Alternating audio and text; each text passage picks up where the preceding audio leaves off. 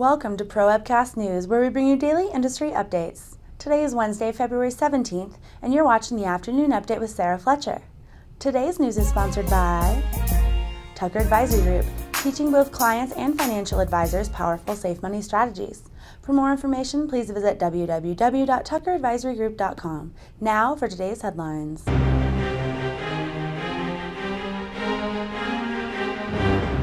The federal government expects to distribute $32 billion in Recovery Act funds per month, an increase from an average $27 billion a month throughout the past year, Vice President Joe Biden today reported. This report comes 1 year after the $787 billion program was implemented. In terms of 2010, the year ahead will see a capitalizing on an inventory of work that is awarded and ready to go, Biden says. Finally, through the end of January, some $334 billion in spending has been approved, of which $179 billion has been issued and another $119 billion has gone to tax cuts.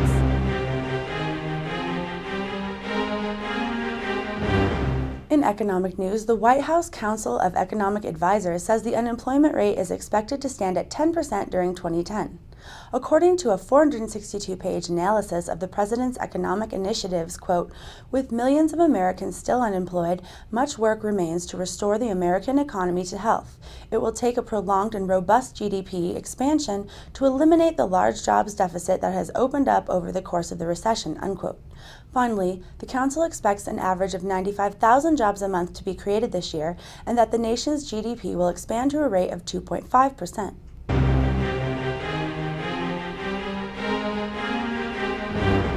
In property casualty news, the Federal Housing Finance Agency for 2010 and 2011 set its planning goals for single-family home purchases for low-income families, very low-income families, and families in low-income, high-minority, and disaster areas.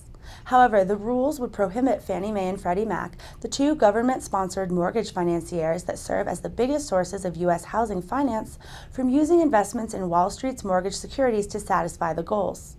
In the past, Fannie Mae and Freddie Mac had purchased so-called private label securities to help fulfill government goals, while Wall Street underwriters took a larger share of subprime mortgages and other risky loans. However, rising delinquencies triggered billions of dollars in losses.